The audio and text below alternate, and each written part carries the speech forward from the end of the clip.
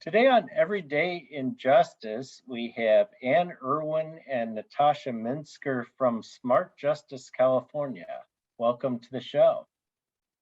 Thanks, David. Good to be here. It's great to see you. By way of introduction, does one of you want to explain kind of what Smart Justice California is and what you guys do?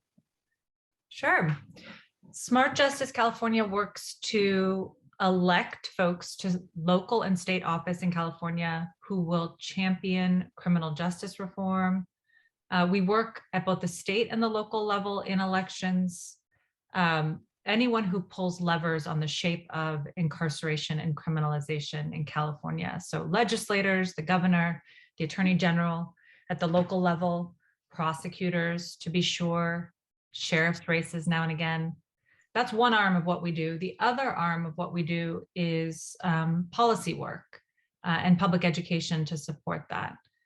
So have a robust legislative program in Sacramento, and at the local level work with our elected prosecutors and sheriffs and occasionally city council members to help them implement the policies that are on their wish list, so they're not reinventing the wheel every time. So that is the bulk of what Smart Justice does. Okay, and what are some of the issues or bills that you guys are pushing this year as we just start 2022? Natasha, you want to take that? Yes, so we start the year with, we already have 4 priority bills that were introduced last year and made it part of the way through the legislative process. And we hope to get all the way through this year. The first is AB 256, authored by Assemblymember Ash Kalra. This is the California Racial Justice Act for All. In 2020, we passed the California Racial Justice Act, which prohibits racial discrimination in charges, convictions, and sentences, and creates a process for someone to challenge racial bias in their case. But that law was prospective only. What AB 256 will do is make it retroactive so that people who are currently on death row, serving long sentences in prison, facing deportation, those folks will be able to challenge the racial bias that was involved in their convictions and hopefully get another opportunity to go to court and have justice in their cases. The next bill is AB 759, authored by Assemblymember McCarty. This bill will move elections for district attorneys and sheriffs so that almost all of them will occur during presidential years. This year, right now, 2022, is the year when the vast majority of district attorneys in California and most sheriffs are up for election.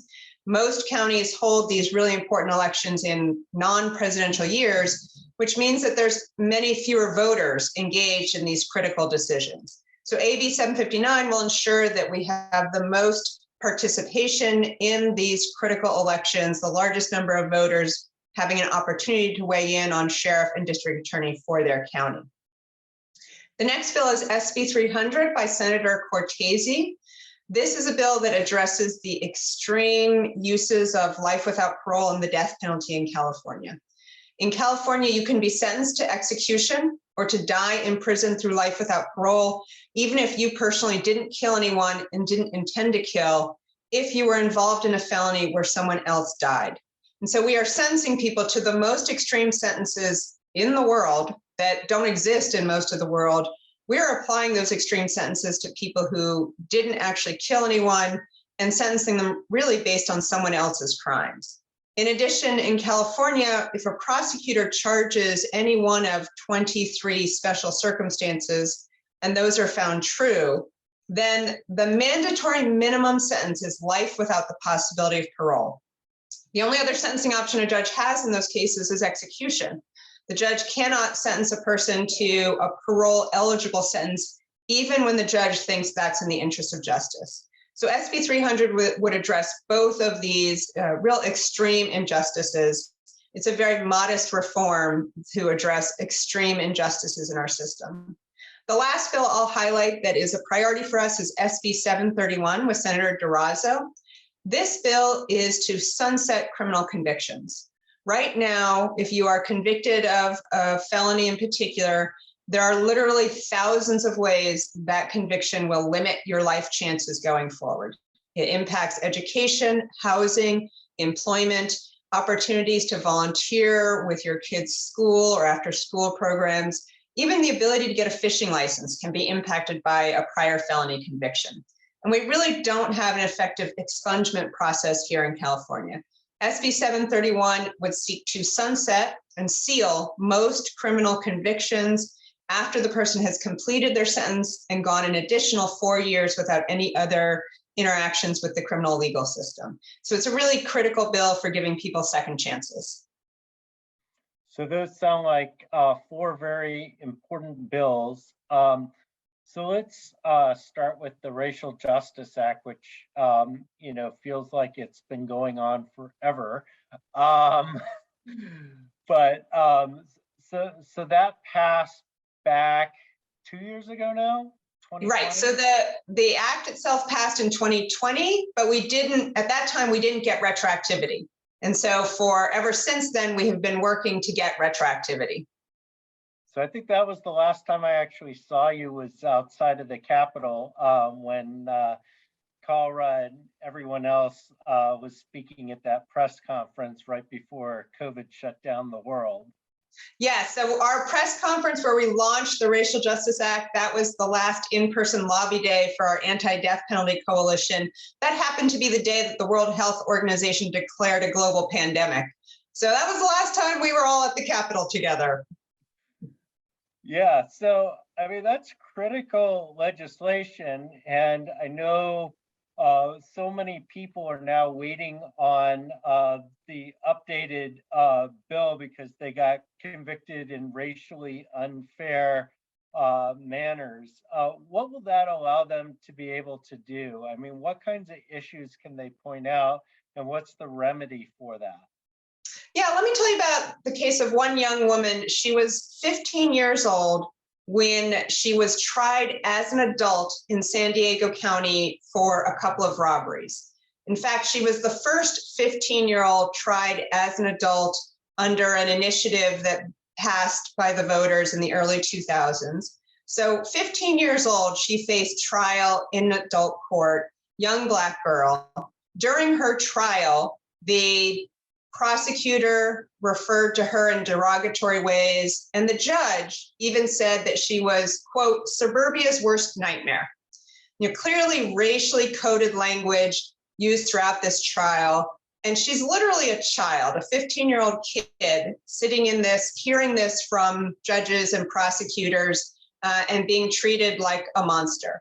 So she's in prison now, serving a lengthy sentence. And if the Racial Justice Act for All, AB 256, passes, she can challenge the decision to move her case to adult court, which we have lots of data showing that disproportionately prosecutors and judges send Black children to have their cases resolved in adult court rather than keeping them in the juvenile system. And she can also challenge the racially coded language that was used in her case. And if she's successful, she would have an opportunity to have a new trial. And in her case, have an opportunity for the court to reconsider whether she should have been tried in adult court at all. So for her, the Racial Justice Act for All is the opportunity for a second chance versus potentially spending most of her life in prison. So that's a pretty powerful tool, and a tool that's not available under the current version of the act.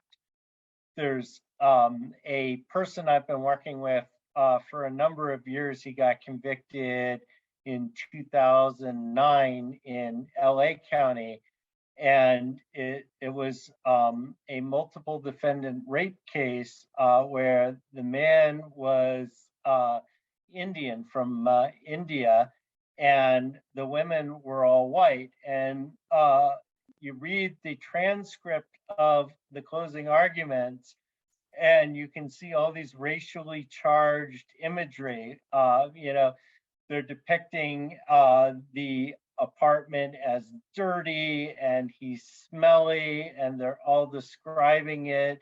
And then all these white, pristine, innocent women, and it's like a poster case for racial justice. And so he's kind of waiting, he's actually believes that, he claims that he was wrongly convicted and that he's innocent, but the Racial Justice Act could become the vehicle by which he could get a new trial. Yeah, you know what's interesting? I'm so glad you bring that up, David. So in the implementation of the current law, we've actually seen one of the highest number of complaints and areas of law where we've seen the most issues raised around under the Racial Justice Act so far have been regarding sex offenses. So we have seen, for example, one of the first successful challenges under the Racial Justice Act was a young Black kid who had consensual sex with a teenage white girl, and he was charged with statutory rape based on a consensual interaction. And the data showed, to no one's surprise, that the district attorney was prosecuting Black boys for consensual encounters with white girls disproportionately. And that case eventually got dismissed. We've heard allegations of judges and prosecutors saying that Latino men are more likely to be child molesters. Even a judge, saying to a defense attorney in the case, well, in my experience, Latino grandfathers are, quote, like this, right? So what's interesting is that we were surprised, not what we expected, but the number of racially biased derogatory statements and the disproportionate charging that's involved in sex offenses is really, really significant. And one of the things about the Racial Justice Act, Part 1 and Part 2, is, sometimes it's so hard for us to, in an individual case, show that the charging decision, the plea offer, the sentencing decision by the judge is infected with racial bias, right? When you're looking just at that case, because there's no smoking gun, there's no explicit, use of an explicit racial slur, for example. And the Racial Justice Act allows us to zoom out and say, there is perhaps unconscious bias, systematic bias going on in this office. And we don't have to lean on an individual case or anecdote. We can just look at the numbers and look at the data. And that is a really powerful tool that will help us, as I was a former criminal defense attorney, a former public defender for a long time, like Natasha.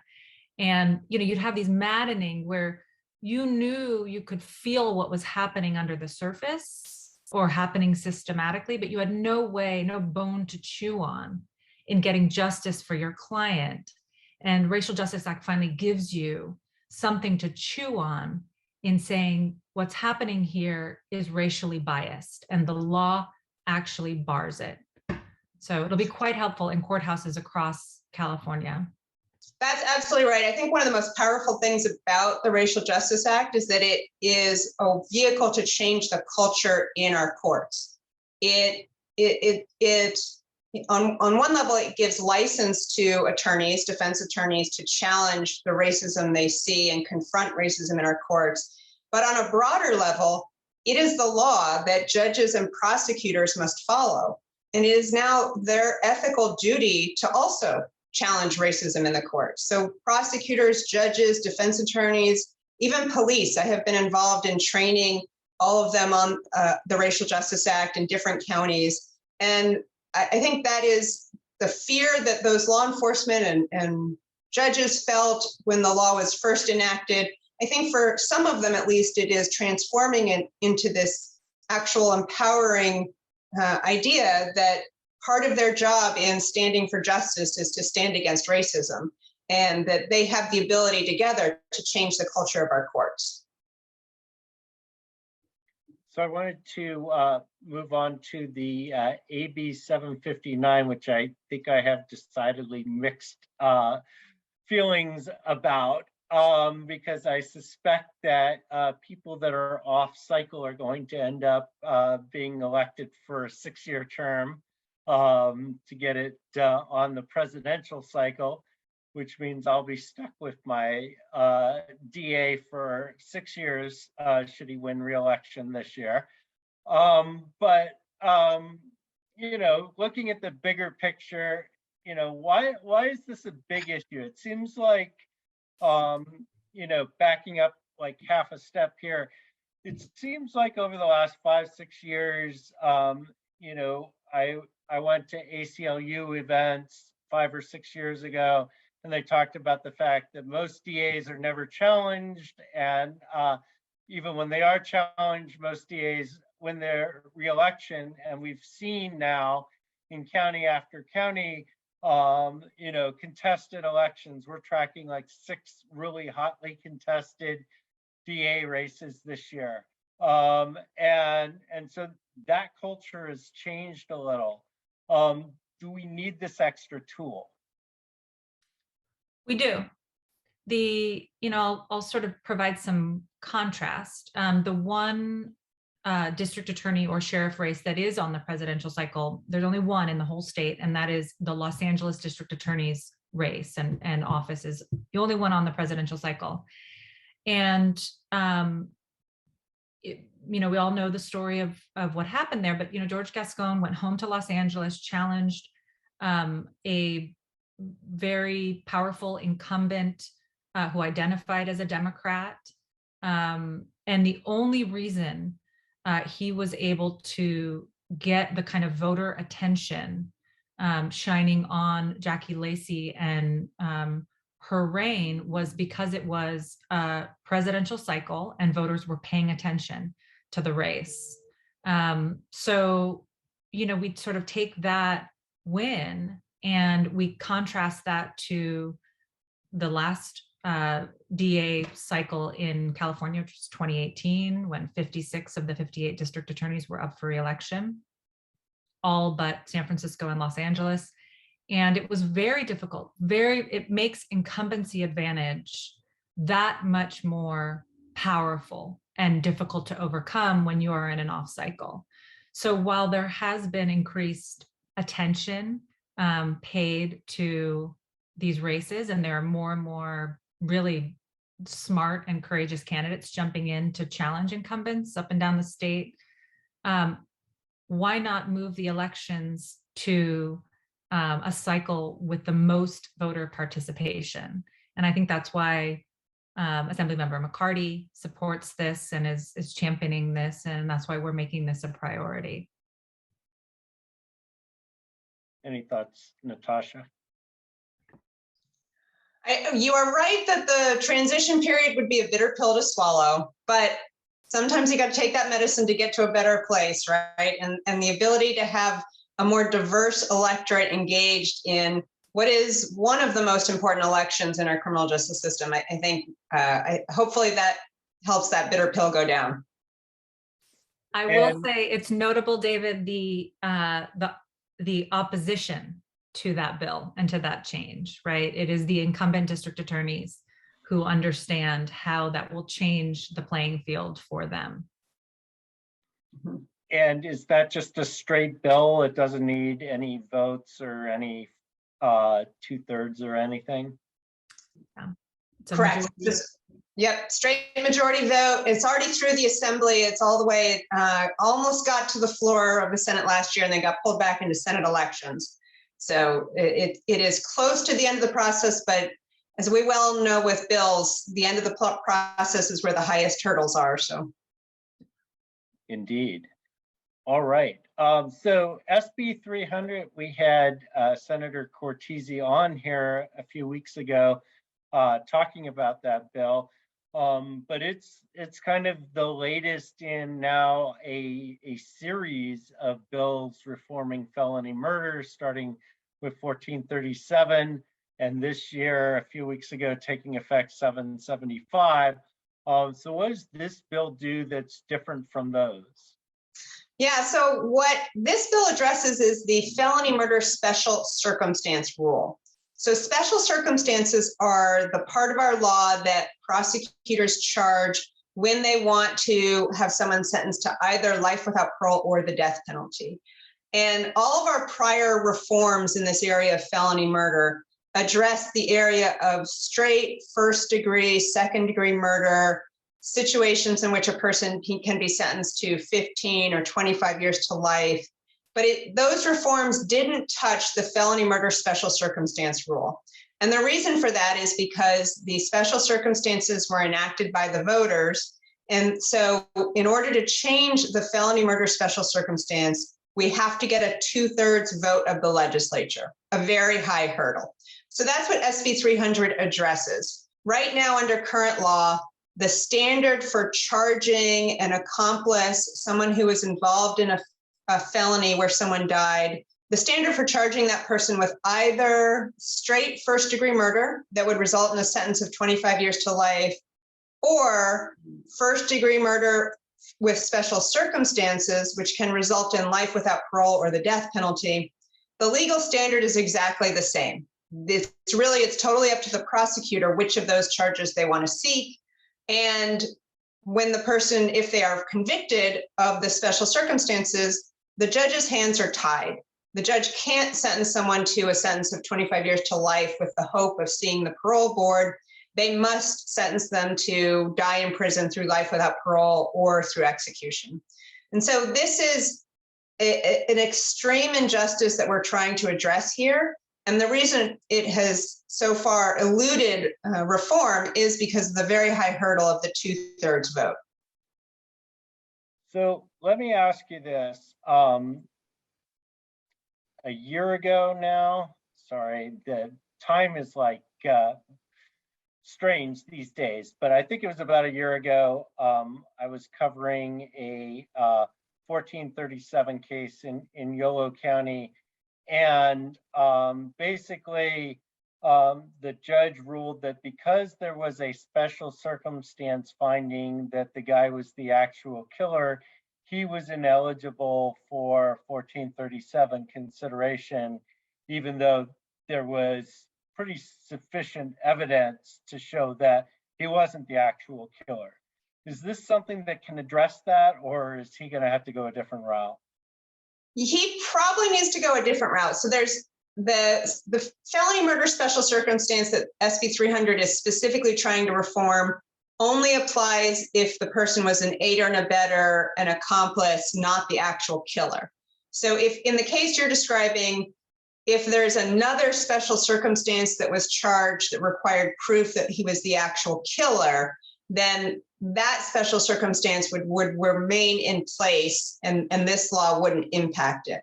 And it's also true that in order to get the bill out of the Senate, we had to take out the retroactivity portion. So SB 300, as it's currently drafted, only applies prospectively. So we have to get SB 300 across the finish line, and then we will have more work to do to go back and help individuals like the one you're describing. It is also potentially possible, I will say, that we do have the vehicle now of second look sentencing.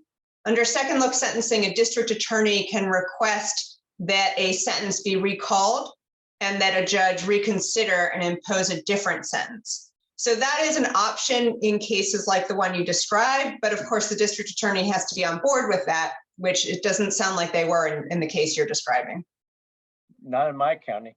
Yeah. David, they were still fighting. Oh, sorry, Ann, go ahead. I just want to say that the SB 300 is, I think, reflective of the frontier we are at the foot of in this work, where we are finally ready from both a strength of the movement perspective and a public education perspective, and then a leadership perspective from policymakers, finally ready to address truly, the excessive condemn someone to die in prison one way or another sentences. And our hope is that we, really sort of venture into this frontier with gusto over the next few years and begin to do things like give judges the discretion of whether or not they sentence someone to die in prison, or a indeterminate sentence that gives them a chance to go in front of the parole board. But this, I think, will be one of a series of different reform efforts that really gets at what we are an outlier in the United States in our ability to and practice of taking someone who is typically quite young and saying you can never be redeemed and should never be able to re-enter society, no matter how different you are 20, 30, 40 years from now. It's a practice that Europeans look at us and think that we are barbaric. But I think we're at a place in California I'm grateful for, that we can really begin to have those hard conversations about whether this is something that is humane, and whether it serves public safety. And just to point out, Anna's right that the average age of someone sentenced to life without parole in California was 19 at the time of the offense. So most of the people sentenced to life without parole are literally teenagers. All right. And finally, SB 731, which I'm not familiar with, but looks like a very important piece of legislation because it would actually end the ongoing terms and conditions. Am I correct there? That's right. Basically, if you're convicted in California, particularly if you're convicted of a felony, it is essentially having a scarlet letter on your head for the rest of your life, right? It is, in most cases, that conviction is going to follow you in everything you seek to do: employment, education, housing, even things like being able to get a barber's license. That is made much more difficult if you have a felony conviction. So the goal here is to recognize that when someone has completed their sentence and they have moved on, then we need to have sunsets. We need to actually have those criminal convictions no longer impact every aspect of their life, and that it's appropriate for this to have a more robust record sealing expungement process here in California. So we do have some automated record sealing that happens in California. SB 731 would expand that to apply to many more cases. We also have discretionary record sealing where the individual has to go to court and petition the court. That's available in some cases. SB 731 would make sure that that's available in every case, and that there would be no convictions where you don't have any vehicle opportunity to get it off your record if you have completed your sentence and gone additional time without having any interactions with the law. So this is just a very basic civic engagement reintegration into community bill, and one that will have enormous impact on families and communities. Now, would this impact things like sex registration? Unfortunately, it would not. That we have now in California, we're finally implementing what's called tiered registration. For many, many decades, really for almost 80 years, California had mandatory lifetime registration for everyone convicted of a sex offense. And then about 3 years ago, with the leadership of Senator Weiner, we were able to pass a bill to create a tiered system where some people are required to register for 10 years, some for 20 years, and then a smaller number are required to register for life. That process has just gone online this year, which means that there are approximately 50,000 people who are currently going through the process of requesting that their convictions be reviewed to determine whether they need to stay on the registry or if they can now come off. This includes, we literally have people who are in their 70s that were convicted as teenagers or in their 20s, convicted of offenses that are no longer sex offenses in California. Things like we used to criminalize and prosecute gay sex all the time in California at one point. So we actually have a significant number of octogenarians who are still on the registry based on behavior that should have been legal at the time and is legal now. So this is how bad our sex offender registry is, how much work we have to do. And at least we are starting to see some reform actually impact people's lives there now. And then I wanted to ask both of you, kind of as my final question here, what are you seeing in terms of pushback against reforms? As you know, there's been a recall effort in San Francisco and maybe one in LA. And there's been just kind of a general shift in at least at some level in the view on crime. What are you seeing? Is this going to hinder these efforts? Is this a temporary thing? I think that the conversations in the Capitol this session will be different.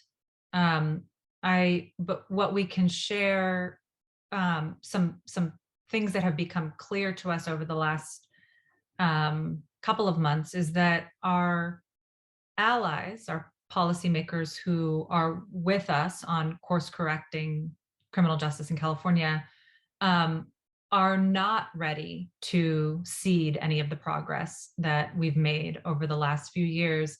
And they're reaching out not to question that progress, but to say, hey, can you help me talk through these issues with my colleagues and my constituents? So I think, what's clear is that up and down California, people are feeling less safe. And we could talk at length about how they're not actually less safe than 5 years ago, 10 years ago, certainly 20 years ago. But really, we have to do a better job of helping folks sort through the media messages they're getting about crime and safety and who's responsible for keeping them safe. So this is really a moment we have been, I think, anticipating. Crime goes up and crime goes down. That is a historical certainty. So we have been anticipating that this pretty long period of a downward trajectory across all types of crime was at some point going to change. And this is really the time for us to shore up our capacity to communicate with Californians about the ways in which criminal justice reform actually keeps them safer in the long run. And we really need to give our allies at the local and state level the support they need in having those conversations as well. They're ready to hold the line with us. We just need to make sure we equip them with what they need to do that.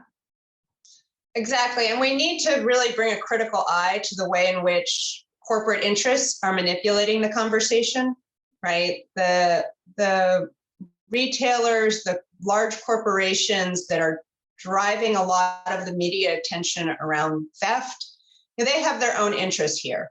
And they have their own financial bottom line that they're trying to protect. And it's not, their goals do not align necessarily with actually what we need for public safety or what's in the best interest of communities. And when we look at the data, as Anne said, certainly there's lots of reasons to question the assertion of retailers and commercial interests saying that there's a new problem with retail theft. All the data indicates that actually there has been no significant change. Where there has been a real change is actually in homicide rates in California. There's a genuine increase in homicide rates. And yet, if you look at the media coverage, the vast majority of it is talking about thefts at fancy stores or chain stores or the theft that impacts corporations. And that's not an accident, right? That's because those interests have media operations, PR firms that are getting their messages out there and dominating the airwaves. We should be having a serious conversation about the increase in homicides that's occurring in some communities and what to do about that. And that is not surprising. It's tragic and unfortunate, but in the context of a pandemic that has impacted people's lives, the stress that has added to people's lives, and the enormous number of guns that have always been on the streets, but I think have literally doubled during the pandemic, right? It's not actually shocking to see this increase in homicide numbers, but that's where we should be focusing our conversation, is how we address that problem. And we have proven solutions. We've seen things like Stockton's murder rate has gone down. There are other communities that have great success stories, and we have programs we can invest in. And the state has started to do things like last year's budget includes $200 million in funding for violence intervention programs. The unfortunate thing is that here we are 7 months later and none of that money has hit the streets, right? So that we need to actually put more action behind our words and start addressing those public safety needs, which critically impact communities of color more than any. I'll say, when Natasha talks about the corporate interests, we typically, when we talk about corporate interests in criminal justice, we talk about private prison companies, but they're, looking at the different types of media companies. Fear is incredibly lucrative for them. And that's everything from the local nightly news. If you were to turn on Fox LA, for example, they are trying to push out crime, fear stories as much as possible because it keeps people glued to the nightly news. But that's also true of app-based media sources like Nextdoor. Nextdoor also has an interest in you staying glued to that app and those push notifications. And what could keep you more glued to it than getting notifications about suspicious activity in your neighborhood? So, the corporate interests, the profit interests abound in this space. Fear is incredibly potent and hard to talk people through, especially when it involves nuance. And especially when people in a pandemic are feeling disconnected from community, the sources that would actually help them feel safe and comfortable and protected in their neighborhoods. So a lot of work to do on helping folks connect the dots between what they may be getting fed on their various media sources and how there may be a great distance between those messages and what's actually happening outside in their neighborhoods. The other piece that I want to say about homicides, of course, they're blaming progressive district attorneys on the rise in homicides in various places. It's of no matter that actually in California, some of the counties where the homicide rates have increased the most are counties like Fresno, which has one of the most conservative zealot district attorneys, but her name is never mentioned when homicide rates are mentioned. In fact, District Attorney Shesa Boudin in San Francisco is often mentioned in articles about the homicide rate in Oakland. So there's something just ludicrous about that blame level. And what I kept envisioning during the pandemic was, especially as we were hearing more and more data about the number of kids, teenagers who were essentially dropping out of school because they didn't want to participate in remote learning. So you have all of these young teenagers for whom maybe the only thing keeping them engaged and connected to something productive during the day was school, all of a sudden are pushed to remote learning, drop out of that system, hit the streets to continue to be able to connect with people. And then you flood those streets with ghost guns, and it's a recipe for homicide disaster.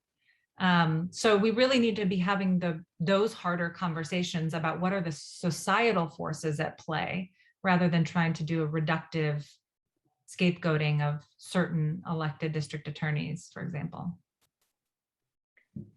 Well, unfortunately, we could probably talk about this all day. We will talk about it all day.